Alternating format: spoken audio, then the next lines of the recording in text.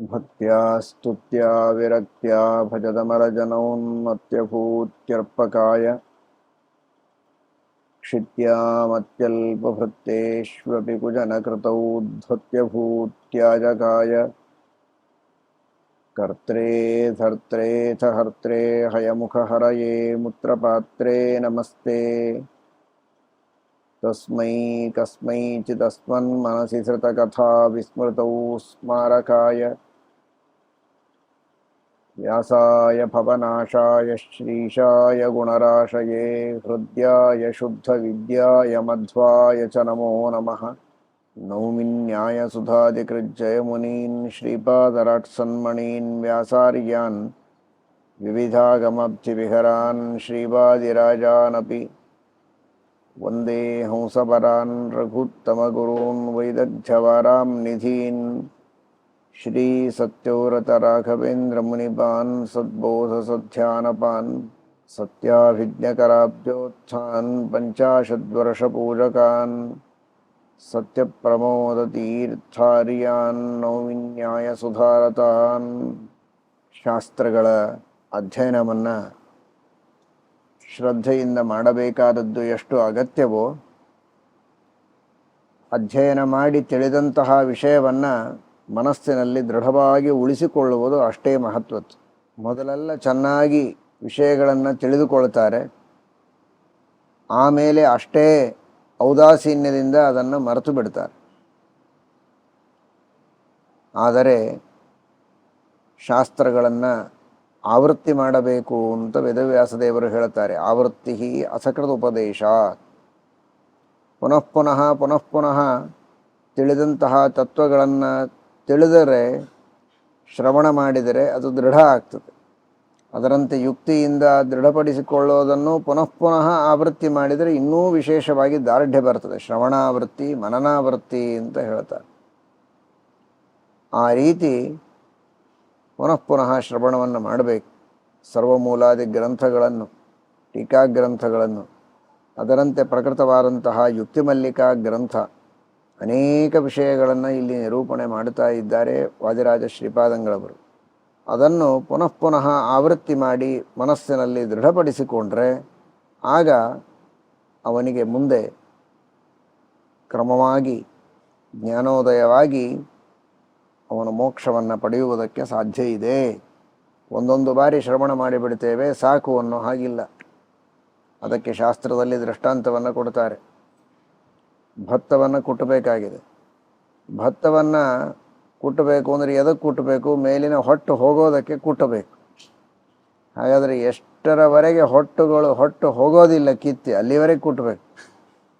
ಶಾಸ್ತ್ರದಲ್ಲಿ ಹೇಳಿದ್ದಾರೆ, ವ್ರೀಹಿ ನವಹಂತಿ ಅಂತ. ಒಂದು ಸಲ ಸುಮ್ಮನೆ ಹೀಗೆ ಕುಟ್ಟಿದರೆ,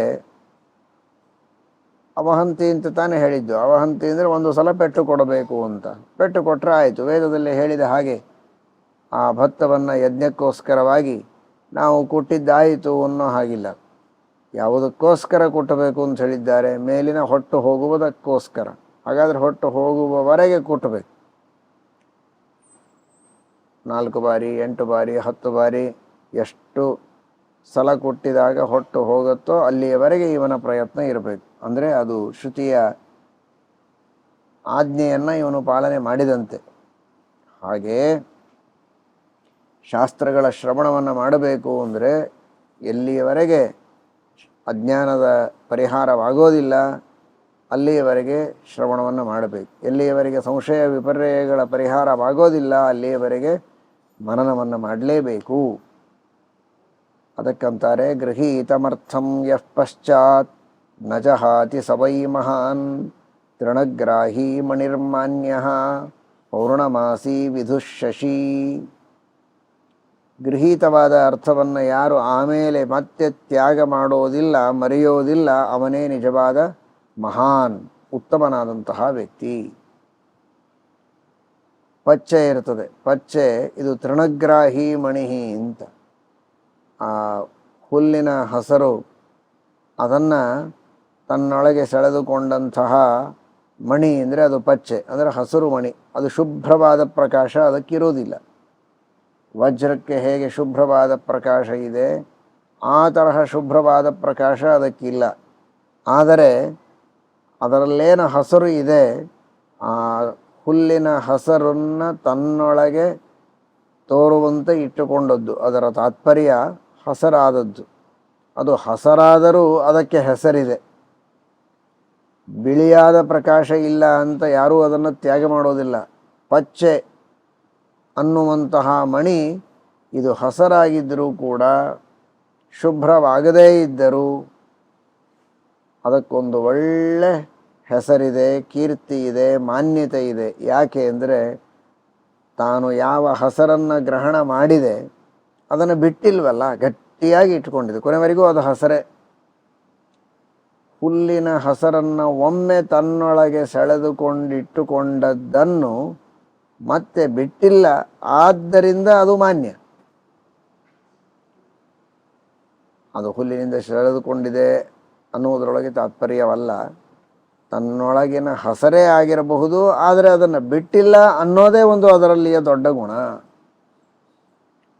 ಹಾಗೆ ಜ್ಞಾನವನ್ನು ಶಾಸ್ತ್ರಗಳಿಂದ ಪಡೆದುಕೊಂಡದ್ದು, ಪುರಾಣದಲ್ಲಿ ಬರುವ ಕಥೆಗಳಾಗಿರಬಹುದು, ವೇದಾಂತದಲ್ಲಿರುವ ಅನೇಕ ಪ್ರಮೇಯಗಳಾಗಿರಬಹುದು, ಅದನ್ನು ಒಮ್ಮೆ ಕೇಳಿದರೆ ಚೆನ್ನಾಗಿ ನೆನಪಿನಲ್ಲಿ ಇಟ್ಟುಕೊಳ್ಬೇಕು. ಮರೆಯದೇ ಇದ್ದ ಹಾಗೆ ಆವೃತ್ತಿ ಮಾಡಿ ಅದನ್ನು ನೆನಪಿನಲ್ಲಿ ಇಟ್ಟುಕೊಂಡ್ರೂ ತಪ್ಪಿಲ್ಲ. ಅಥವಾ ಏಕಪಾಠಿಯಾಗಿದ್ದರೆ ಒಂದೇ ಸಲ ಕೇಳಿ ನೆನಪಿನಲ್ಲಿ ಇಟ್ಟುಕೊಂಡ್ರೂ ತಪ್ಪಿಲ್ಲ. ಆದರೆ ನೆನಪಿನಲ್ಲಿರಬೇಕು, ಅಂದರೆ ಕೇಳಿದ್ದು ಸಾರ್ಥಕ.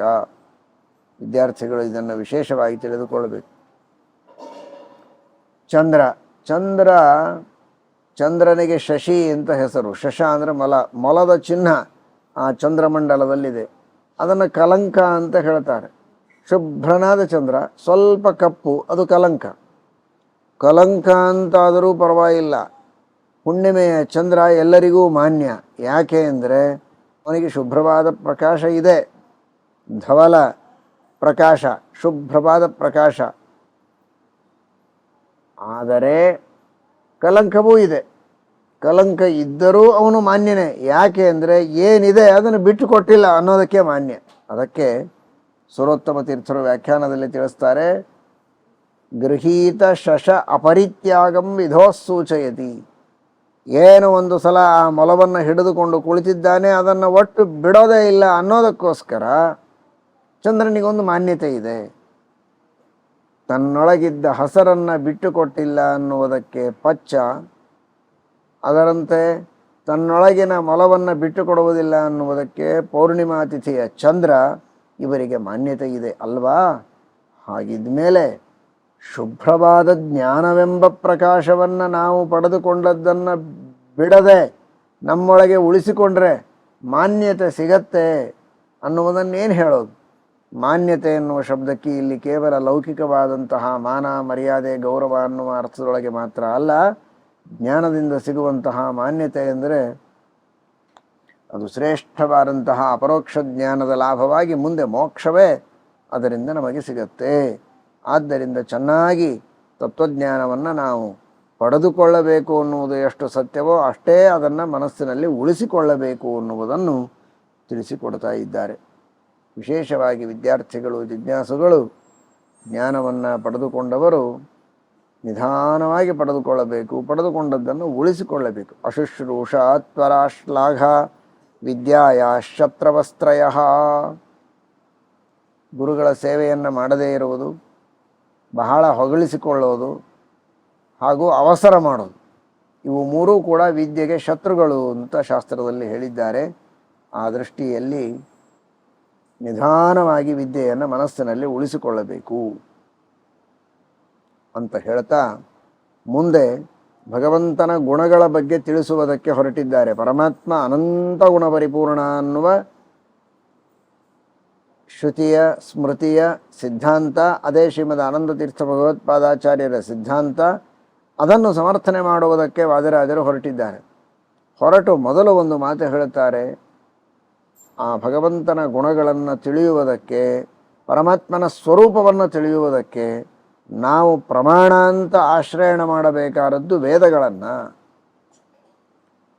ಕೇವಲ ಅನೇಕ ಮತಾಚಾರ್ಯರ ವಚನಗಳಿಂದ ನಾವು ಭಗವತ್ ಸ್ವರೂಪವನ್ನು ತಿಳಿದುಕೊಳ್ತೇವೆ ಅಂದರೆ ಸರಿಯಾಗಿ ತಿಳಿಯೋದಿಲ್ಲ. ಹಾಗಾದರೆ ಅಪೌರುಷೇಯವಾದಂತಹ ವೇದಗಳೆಂಬ ಆಧಾರದಿಂದಲೇ ಭಗವಂತನ ಸ್ವರೂಪವನ್ನು ನಾವು ಚೆನ್ನಾಗಿ ತಿಳಿಯಬೇಕು. ಇನ್ನಿತರ ಮತಾಚಾರ್ಯರ ವಚನಗಳಿಂದ ನಾವು ತಿಳಿತೇವೆ, ನಮ್ಮ ಆಚಾರ್ಯರ ವಚನಗಳಿಂದ ಅಂತ ಹೇಳಿದರೆ ನಿರ್ಣಯ ಆಗೋದಿಲ್ಲ. ಇನ್ನೊಬ್ಬ ಆಚಾರ್ಯರು ಇನ್ನೊಂದು ರೀತಿ ಹೇಳ್ತಾರೆ, ಸಂಶಯ ಬರುತ್ತೆ. ಯಾರ ಸಂಶಯಕ್ಕೂ ಅವಕಾಶ ಇಲ್ಲದಂತೆ ನಿರ್ಣಯ ಜ್ಞಾನ ಬರಬೇಕು ಅಂತಾದರೆ ಸ್ವಕಪೋಲ ಕಲ್ಪಿತವಾದಂತಹ ಮತಗಳು, ಒಬ್ಬೊಬ್ಬ ವ್ಯಕ್ತಿಗಳು ಹೇಳುವಂತಹ ವಚನಗಳಿಗಿಂತಲೂ ಯಾರೂ ಹೇಳದ ಅಪೌರುಷೇಯವಾದ ಶಶ್ವದೇಕ ಪ್ರಕಾರವಾದ ನಿಯತೈಕ ಪ್ರಕಾರ, ಪ್ರತಿಕಲ್ಪದಲ್ಲಿಯೂ ಏಕಪ್ರಕಾರವಾಗಿರುವಂತಹ ವೇದಗಳೆಂಬ ಆಧಾರ, ಅಲ್ಲಿ ಯಾವುದೇ ಸ್ವಕಪೋಲ ಕಲ್ಪನೆ ಇಲ್ಲ ಶಾಸ್ತ್ರದಲ್ಲಿ, ಗ್ರಂಥದಲ್ಲಿ ಎಂದ ಮೇಲೆ ಆ ಗ್ರಂಥ ಪ್ರತಿಪಾದ್ಯವಾದ ವಿಷಯ ಇದು ಅತ್ಯಂತ ಪ್ರಾಮಾಣಿಕ ಎಂಬುದಾಗಿ ನಾವು ನಿರ್ಣಯ ಮಾಡಬಹುದು. ಅದಕ್ಕೆ ಹೇಳ್ತಾರೆ, ಗೃಹೀಯಾತ್ಯಂತ್ರಿಣೀ ಶಾಖಾಂ ಶೀಘ್ರ ಶಾಖಾಗ್ರಹೇಣ ಕಿಂ. ಮನುಷ್ಯ ತಾನು ಚೆನ್ನಾಗಿ ಆಶ್ರಯವನ್ನು ಪಡೆಯಬೇಕು, ಜೋತು ಬೀಳಬೇಕು ಅಂದರೆ ಹುಣಸೆ ಗಿಡದ ಟೊಂಗೆಯನ್ನು ಹಿಡಿದುಕೊಂಡ್ರೆ ತಪ್ಪಿಲ್ಲ, ಗಟ್ಟಿಯಾಗಿರ್ತದೆ. ನೀವು ಬೇಕಾದಷ್ಟು ಅದನ್ನು ಹಿಡಿದು ಜೋತಾಡ್ಬೋದು, ಅದರ ಮೇಲೆ ಕೂಡ್ಬೋದು, ಜಿಗಿಬೋದು, ಏನು ಮಾಡಿದರೂ ಗಟ್ಟಿಯಾಗಿರ್ತದೆ. ಆದರೆ ನುಗ್ಗಿ ಗಿಡದ ಶಾಖೆಯನ್ನು ಹಿಡಿದ್ರೆ ಅದು ಮುರಿತದೆ, ನಮ್ಮನ್ನು ಬೀಳಿಸ್ತದೆ. ಹಾಗೆ ವೈಯಕ್ತಿಕವಾದ ಒಬ್ಬೊಬ್ಬರ ವಚನಗಳನ್ನು ನಾವು ನಂಬಿದರೆ, ಬೇರೆ ಬೇರೆ ತರಹದ ಮತಾಚಾರ್ಯರುಗಳು ತಾವು ಹೇಳುವಂತಹ ವಿಷಯಗಳನ್ನು ನಾವು ನಂಬಿದರೆ, ಆ ಉಪದೇಶ ಮಾಡುವಂತಹ ವ್ಯಕ್ತಿಗಳು, ಅದನ್ನು ಕೇಳುವವರು ಎಲ್ಲರೂ ಕೂಡ ಅನರ್ಥವನ್ನು ಹೊಂದಬೇಕಾದೀತು. ಅದಕ್ಕಾಗಿ ಶಾಸ್ತ್ರ ವೇದಗಳು ಎಂಬ ಪ್ರಮಾಣವನ್ನು ಆಶ್ರಯಿಸಿ ಶುದ್ಧವಾದ ಅಪೌರುಷೇಯವಾದ ಅನಾದಿನಿತ್ಯವಾದ ವೇದಗಳಲ್ಲಿ ಹೇಳಿದಂತೆ ಪರಮಾತ್ಮನನ್ನು ಗುಣಪರಿಪೂರ್ಣ ನಿರ್ದೋಷ ಸತ್ಯವಾದ ಸಕಲ ಜಗಜ್ಜನ್ಮಾದಿಗಳಿಗೆ ಕಾರಣನಾಗಿದ್ದಾನೆ ಎಂಬುದಾಗಿ ನಾವು ಅರ್ಥ ಮಾಡಿಕೊಳ್ಳಬೇಕು. ಜಗೃಹಸ್ತದ್ವಿದೋ ವೇದಂ ವಾದಿವಾಕ್ಯಾನ್ಯಕೋವಿದಾಹ. ಆದ್ದರಿಂದಲೇ ಯಾರು ನಿಜವಾದ ಈ ತತ್ವವನ್ನು ತಿಳಿದವರಿದ್ದಾರೆ ಅವರು ವೇದವನ್ನೇ ಆಶ್ರಯಣೆ ಮಾಡುತ್ತಾರೆ. ತಿಳಿಯದೇ ಇದ್ದವರು ಬೇರೆ ಬೇರೆ ವಾದಿಗಳ ಮತವನ್ನು ಅನುಸರಣೆ ಮಾಡಿ ತಮ್ಮದೇ ಆಗಿರುವಂತಹ ಜ್ಞಾನವನ್ನು ರೂಪಿಸಿಕೊಳ್ತಾರೆ. ಆದರೆ ಅದು ಸರಿಯಾದಂತಹ ಕ್ರಮವಲ್ಲ.